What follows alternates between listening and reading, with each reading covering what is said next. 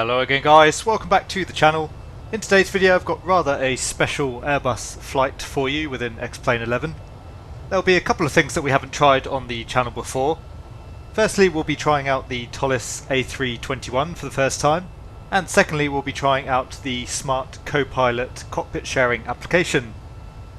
For those of you who aren't familiar with Smartcopilot, it's basically an X-Plane plugin that allows you to carry out shared cockpit operations in a variety of aircraft within X-Plane. So of course shared cockpit means that I needed to find myself a co-pilot, and I managed to do just that. Joining me in the cockpit of the Toliss A321 today is a lifelong friend and fellow flight simulator enthusiast. He's also a real-world aircraft engineer for a major European airline. So I think between my knowledge of flying the Airbus and his technical knowledge of the aircraft, we should be able to come up with some really interesting and informative content in future videos. We've already been practicing together a little bit in the Toliss A321 using the Smartcopilot app.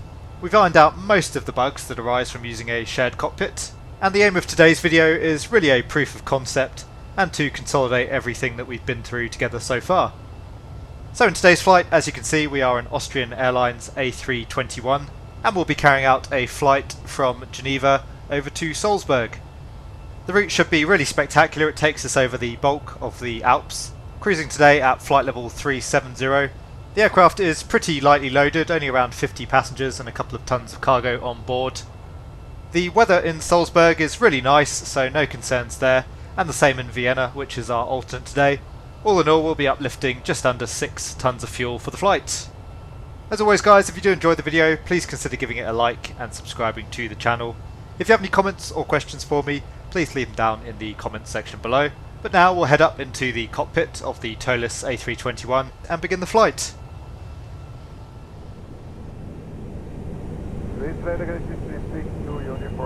Okay, so the tug is disconnected, we can clear him off. And we should see him over on the right with the tug and a pin shortly.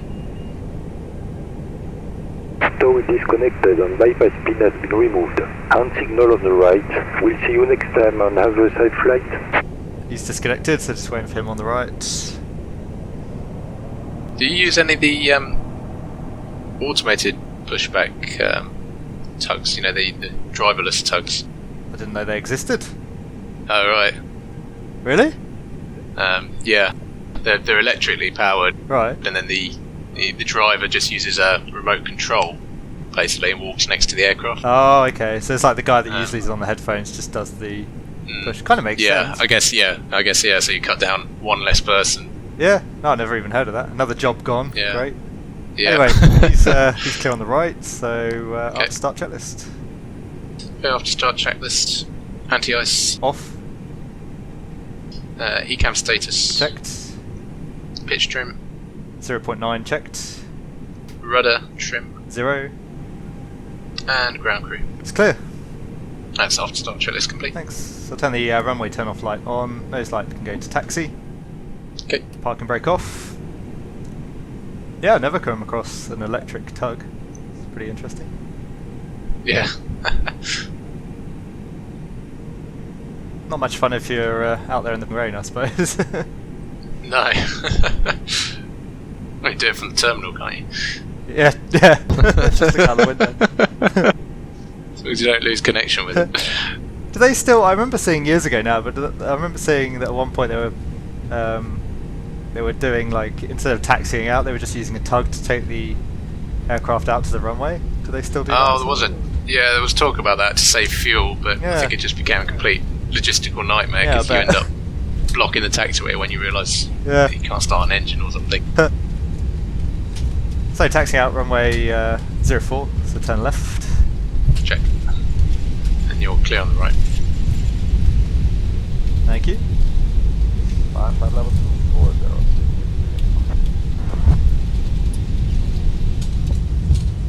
Yeah, I can't imagine overall it would be more efficient using tugs to get everywhere. No.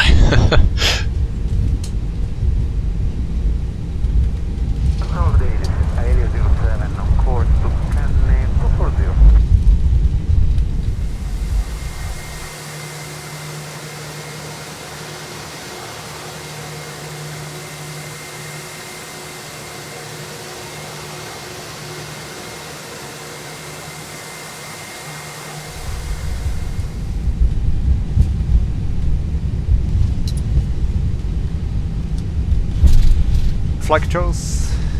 Okay, flight control check. Dual input. Oh, sorry. Yeah, it's full up. Full down. Neutral. Full left. Full right. And neutral. And we'll go the rudder ones and I'll do mine now. Yeah, exactly. It's full up. Full down. Neutral. Full left. Full right. And neutral. Area 07, very good morning, scope 1000. 1000, area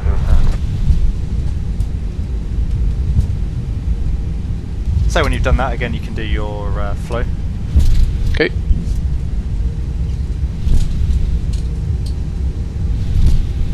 Thing 064, direct to Lumen. Direct Lumen 064. Okay, we are standing by for the prime release, so call that.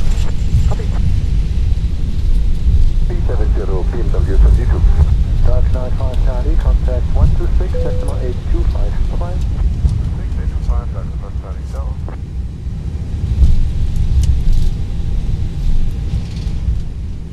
And just the weather radar as well. Oh, okay.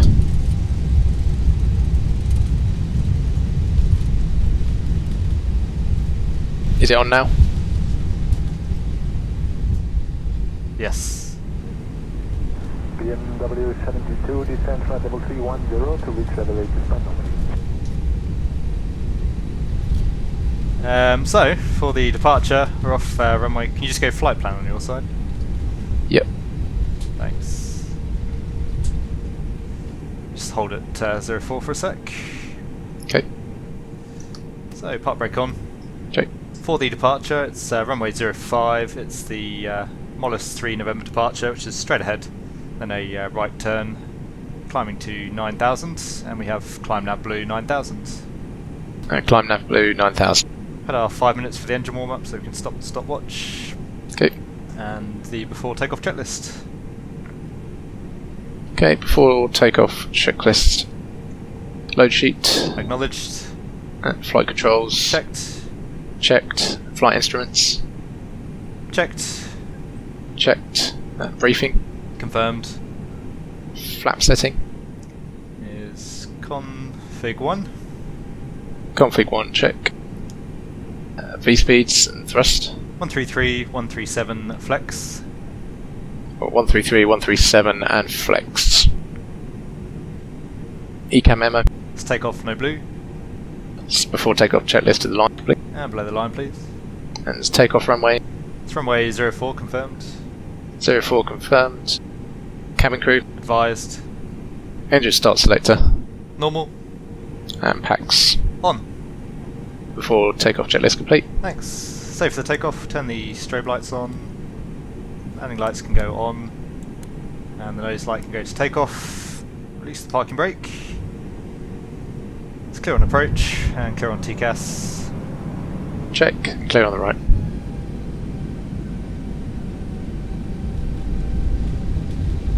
You happy with all the calls and stuff for the takeoff? Yep. Great. Yep. Trying my best to remember everything. Yeah, sure.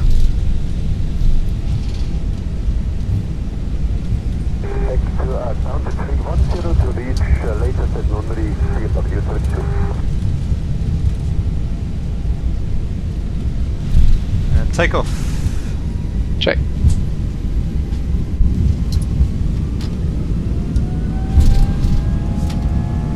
So that's Manflex 43, SRS runway, auto thrust blue.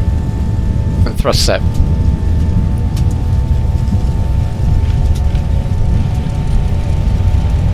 .100 knots. Checked.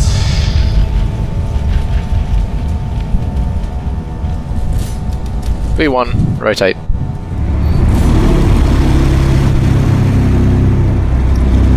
Positive climb. Gear up. Gear up. Nav. Check.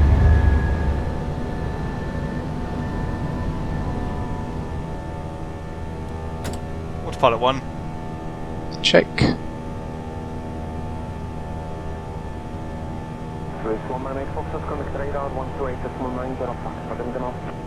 Retrieve landing 5, that is ASUS, 1 landed Cockpit. AGN 502, further descend in 2 minutes.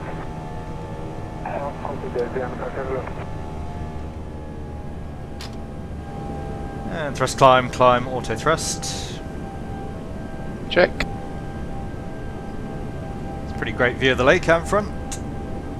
Yeah, it's very nice. Bit chilly down there though. Yeah, I bet.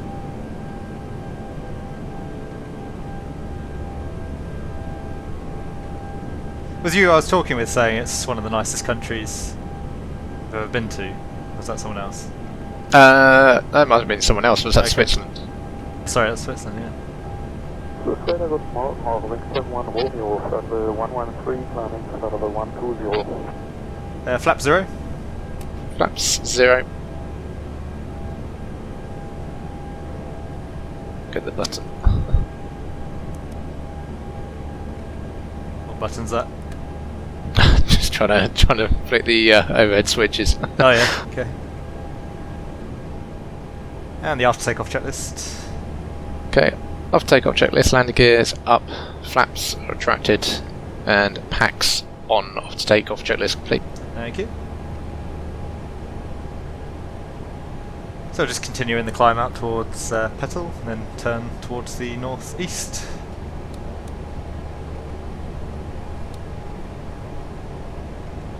It's quite surprising what a big difference the extra distance makes. It was 250 going over to Innsbruck, it's 370 just for the extra distance to Salzburg. That's interesting, yeah. Unless we had different winds or something. Yeah, I was going to say, I think we have pretty different wind as well.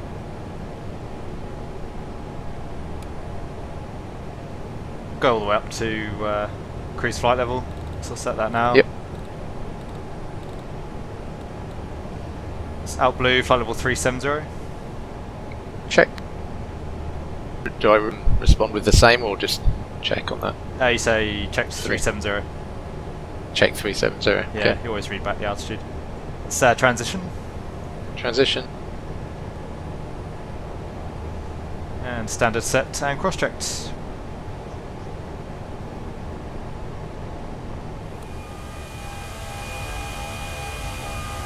Alien 07 identifying Kelly 2 going for arrival. Kelly 2 going for arrival, Alien 07.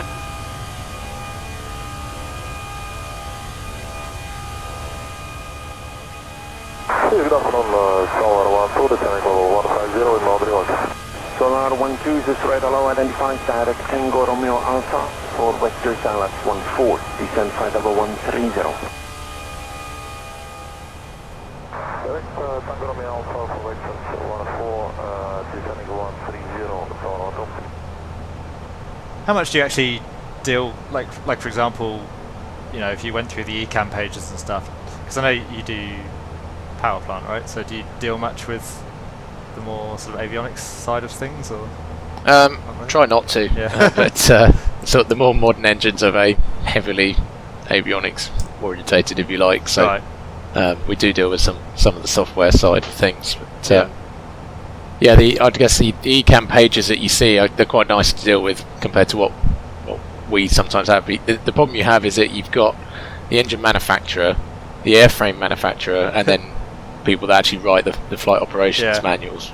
You guys, the flight ops manuals are always the easiest to read, and then as you work down the chain, you know, down to the component level, you get so lost in sort of rabbit hole of I designed this bolt to do this job. Yeah, I can't even has imagine. these specifications that they lose track of the bigger picture. Yeah. And it's kind of, you know, it's kind of funny because you talk to some people who know a huge amount about the topic, about the part that they designed on the engine, but they don't have any idea as to what it actually does in, Oh, really? you know, as part of the bigger system. Right. And it's, you know, which kind of is, you know, that's for them to design, and then there'll be someone higher up that will integrate it into the bigger system. But it means that you get some very odd problems sometimes occur, and it takes a long time to kind of sort them, because you need the specialist knowledge to know exactly what's going wrong within the engine. Yeah. But you need someone that understands how that part fits into the bigger system. Right. You know, to work out why it's causing that issue. Yeah. I mean, there's like really strange things on like the A320 Neo, for example. The engine does a load of self-tests after landing, so once you've touched down, I think it's within 30 seconds of thrust levers going to forward idle, the engine starts doing its self-tests, and it will start running through things like the overthrust protection system, so it'll it will sort of simulate an overthrust condition, and then see how the fuel system reacts to that.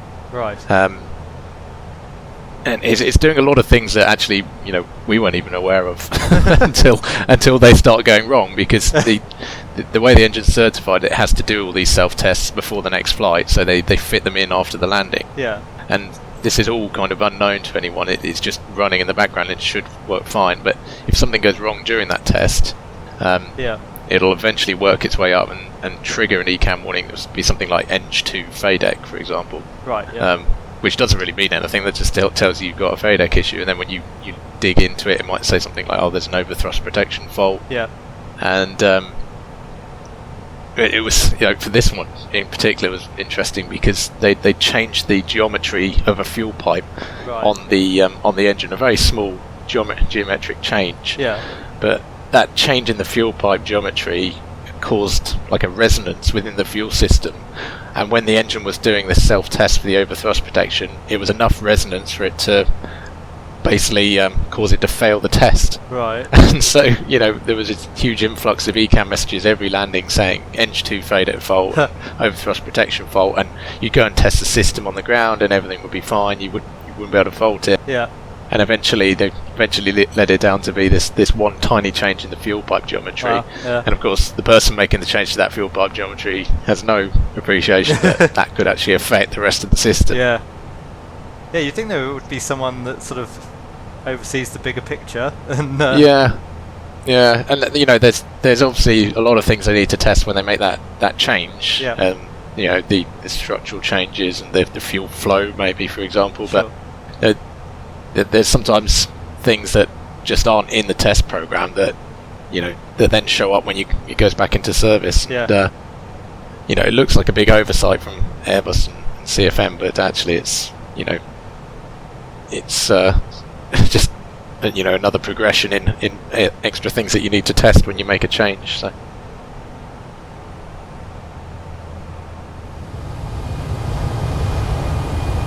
ASUS 064, climb now 570. Climbing 180, 064. 507, 132, 405, Good day, Taxi 871 Kilo, climbing possible 120, direct to Hotel Romeo. Taxi 871 Kilo, this is right hello, climb flight level 160.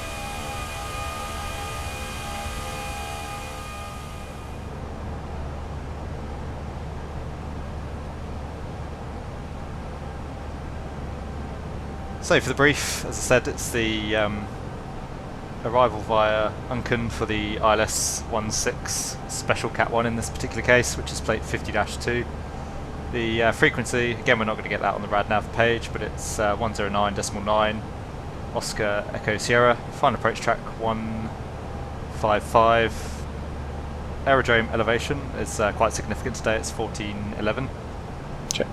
There's a profile check at 5.1 DME of 3,000 feet, down to an MDA of 1620, and this approach is climb runway heading initially, and then at 2 DME it's a left turn climbing to flight level 60.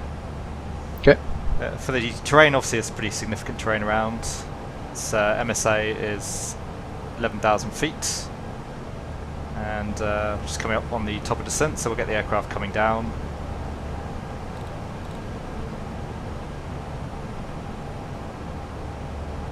So just come down to 11,000 initially based on the MSA.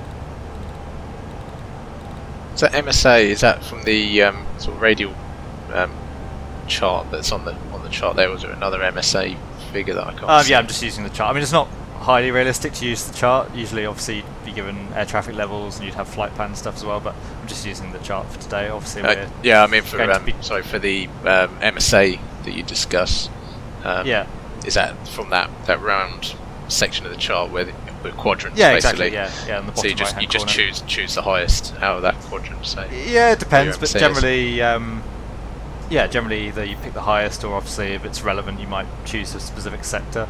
I tend to just pick the highest one, just to be aware, because usually even if you're arriving on one sector, you know, if you do a go around, you'd be coming into another one. So yeah, generally I'll choose the highest, but it does depend a little bit. Anyway, that's descent out blue, flight level 110. flight level 110 check. We briefed the terrain, the weather's fine. In terms of the landing, we'll use auto brake low and idle reverse. Planning to land on runway... Sorry, I'm just flicking through charts here.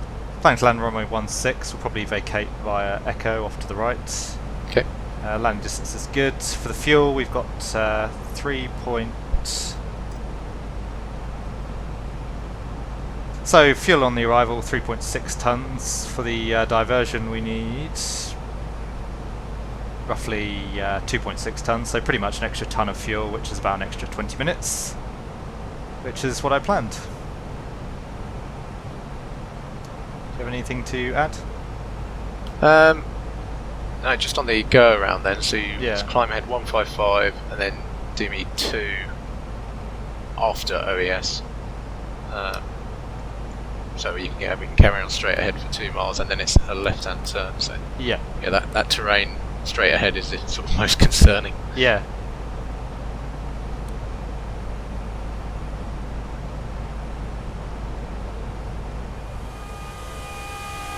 Bumper level 160, reference, step 1.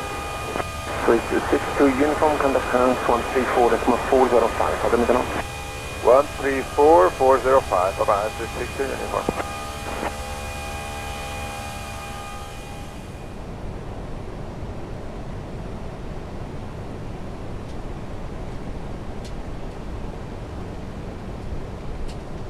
The QNH is 1012.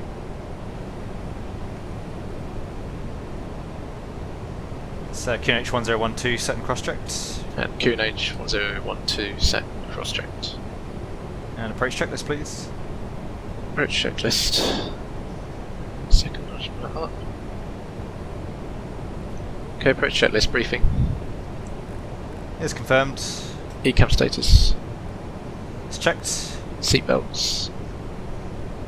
On. Barrow reference. QNH 1012 set. QNH 1012 set. Minimum. Barrow. Sorry, MDA 1620 set. MDA 1620 set. And engine start selector. Is normal. That's approach checklist complete. Thank you. Speed out constraint star. Check.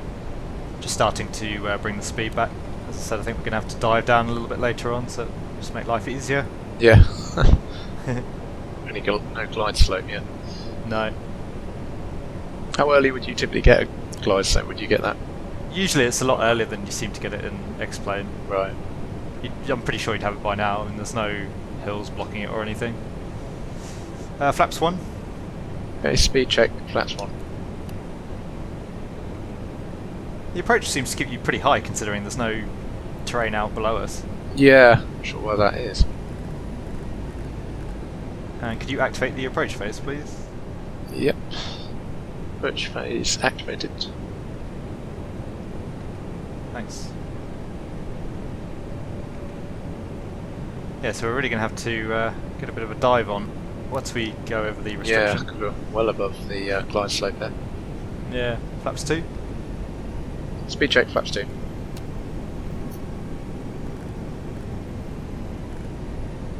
Let's bring the speed all the way back, and then at least we can increase the speed a little bit if we need to Yeah. get back on profile.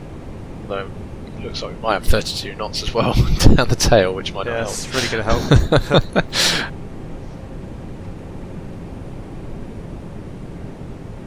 I wonder if this is actually accurate, this constraint, because that seems like a really... Yeah, that seems very high.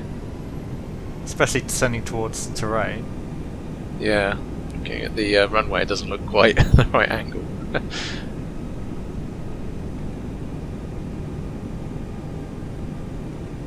It reckons we're going to be at 4,000 feet before the next restriction, so... Even then though, that's going to still have us high. Yeah. So thrust idle descent out blue, 4,000. That's 4,000. Take check. the speed brake. Yep. Alarm the approach. Okay. It's glide slope Loke blue, cap 1, autopilot 1 and 2. Check.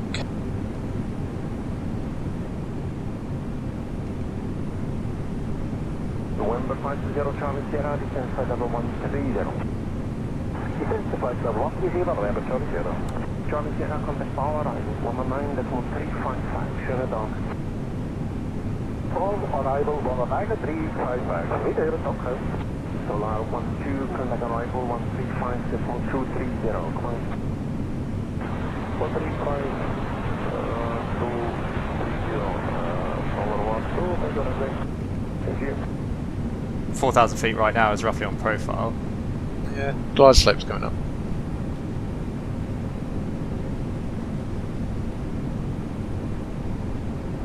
But yeah, you definitely need to be config 2 at that. Yeah. At 7,000, otherwise, yeah, you wouldn't get down.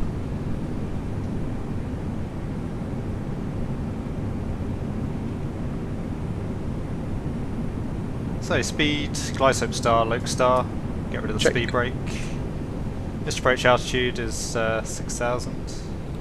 It's 6,000 blue. 6,000 blue, check.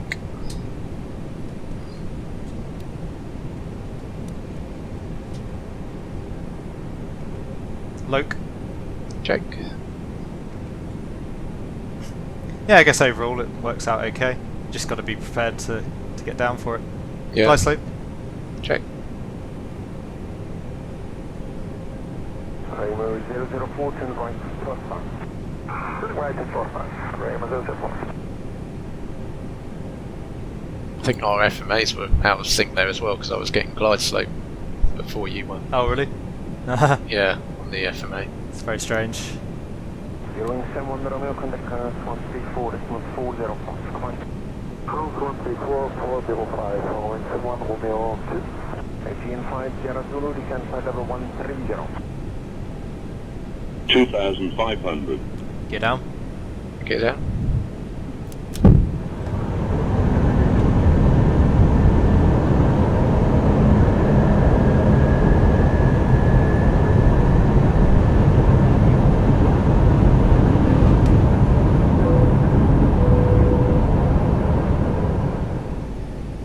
Yeah, and flaps 3.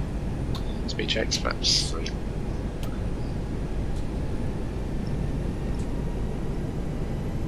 Go manage speeds. Okay. 2,000. Flaps full. Speed check, flaps full. You just need to arm the spoilers there as well. Okay. Just ding the cabin and landing checklist. Landing checklist, cabin crew. Advised. Auto thrust. Speed. Auto brake.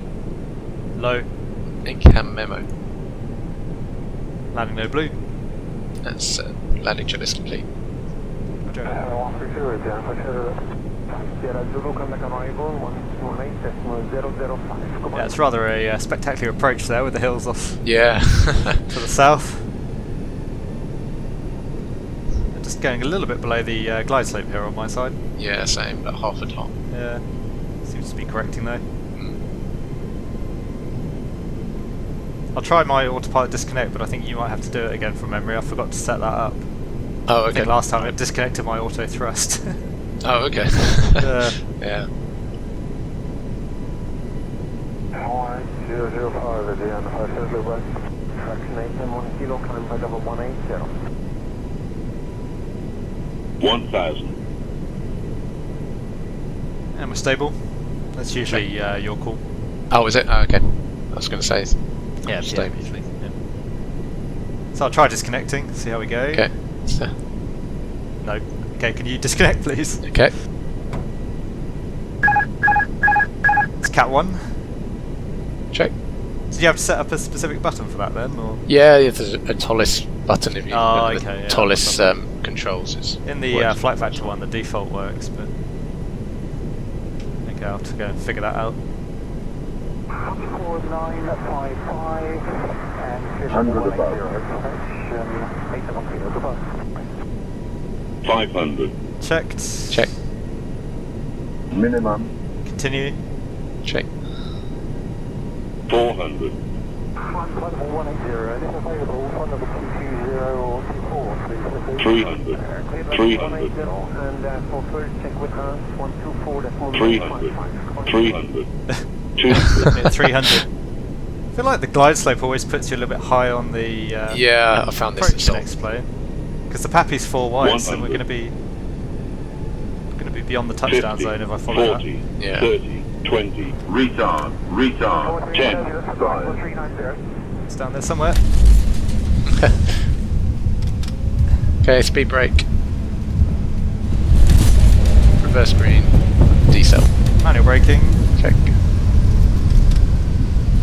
Usually you'd call 70 knots as well. I'm sorry, 70 knots, yeah. That's right, just to You were cancel too fast it on the if we're brakes. using. Yeah, I thought we'd come off at this exit since we were able to. Ryanair 40 Foxtrot, no reports in my airspace, however you are about to approach Padua airspace now, so for further information call them 134390. 34390 Ryanair 40 Foxtrot, fine. Correct to 345,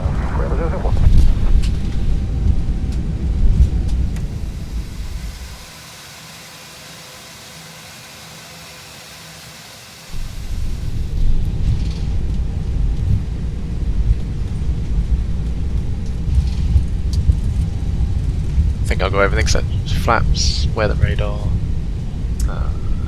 Yep, flaps up, weather radar on, off, sorry, APU on. Oh, APU. Was that everything? That was just yeah, flaps, Should be. weather radar, Yep. and And APU. you get rid of Okay. terrain on your side as well, not that it Okay. really matters.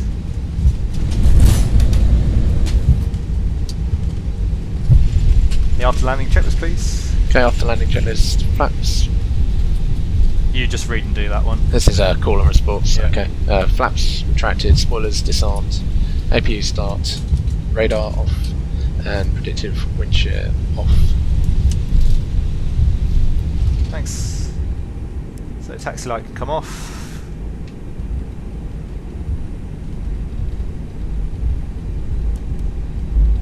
I'll just sort of bring it to a stop roughly in the correct position. Algeria point and 2, descent for level 130. Happy to flight level 130, Italia, flight level 2. Okay, there we go.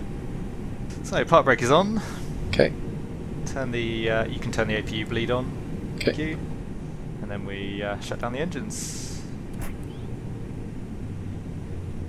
Here's a question for you, which you may or may not know the answer to. But is the no brake power transfer, is that a bit different on some Airbuses to others? Because usually that doesn't kick in on the aircraft I fly when you shut the engines down. Or rather, it does kick in. You don't get the power transient. What, when you haven't got the park brake set, say?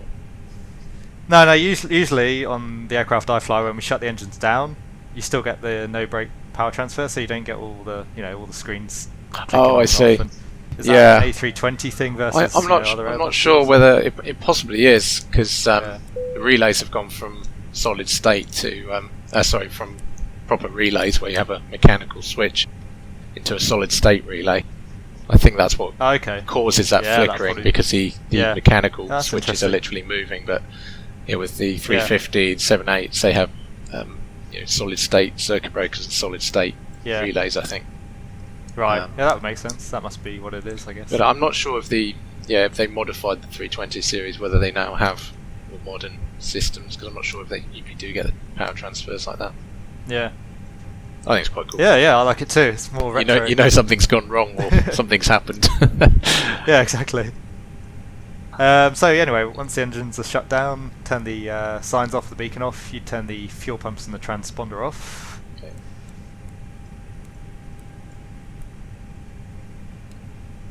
And then we run the parking checklist.